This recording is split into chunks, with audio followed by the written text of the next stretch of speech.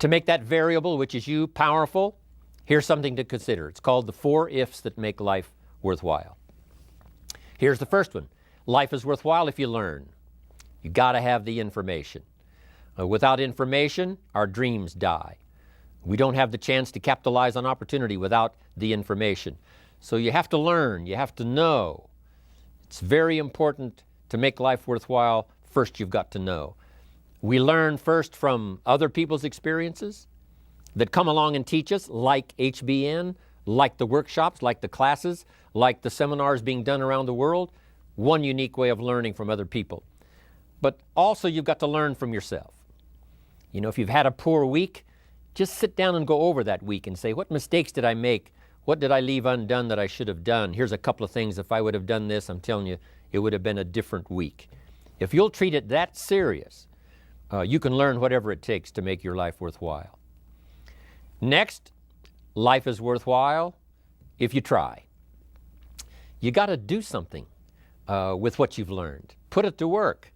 We can share ideas all day long, but they have no power to create an organization.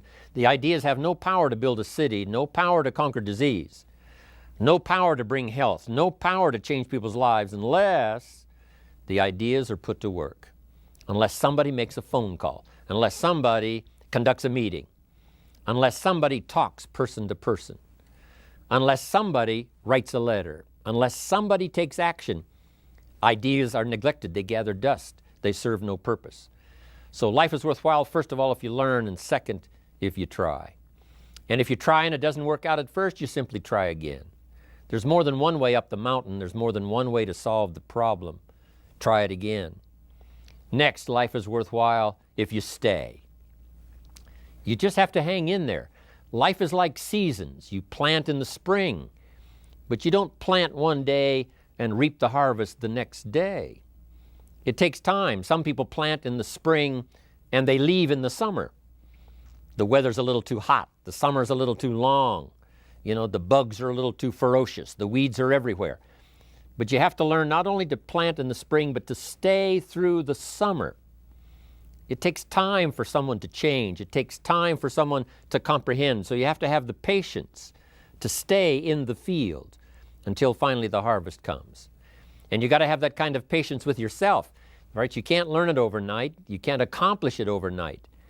But just as sure as the sun keeps rising and the seasons keep changing, your life can take on new dimensions of opportunity if you stay.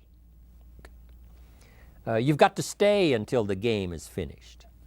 You know, what if the team is behind and they finally decide, hey, we're not going to win this game, so we're out of here.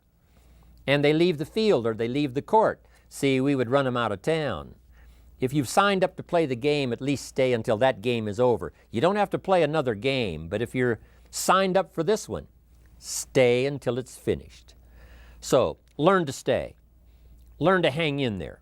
Through the dark times, through the tough times, learning how to stay. That's part of being a leader. That's part of you being the variable. While others leave, you stay. While others have such a short list, they say there's not that many reasons to stay, they leave, you stay.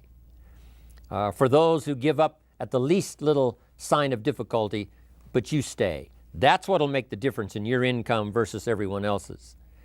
Your ability to stay and see it through. Stay until your organization catches momentum. Stay until you've mastered the skill of doing the meetings, doing the training. Stay long enough until you're good at sharing opportunities, sharing story, sharing testimonials, helping other people change their lives. Just hang in there. Your harvest will surely come. So life is worthwhile if you learn. It's worthwhile if you try. It's worthwhile if you stay. Here's the last one. Life is worthwhile if you share. You got to pass along what you know. Don't keep bottled up the good ideas that have come your way. My job is to get these notes into your notebook. Then it's your job to get those notes into someone else's notebook. Pass along the ideas. It'll help the country. It'll help the community. It'll help our industry. It'll help distributors all around the world. It'll help the distributors you're next to and those so far away you cannot see if you will share. Unique thing about sharing.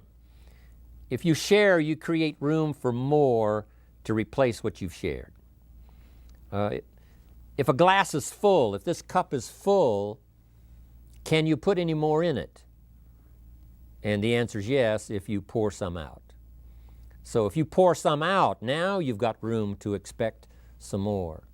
So if you share what you've got, that attitude of sharing, that attitude of passing it along, there's plenty more where it came from for you to share.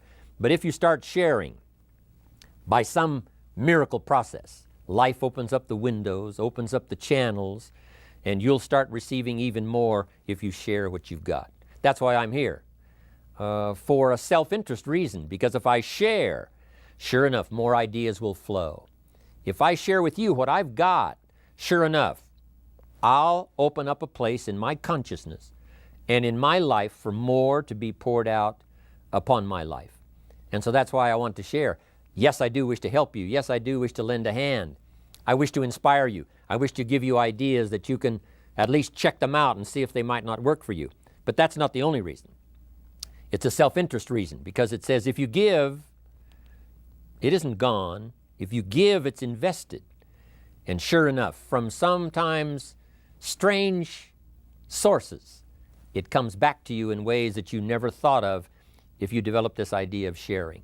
So the variable can be you if you learn these 4 ifs that make life worthwhile.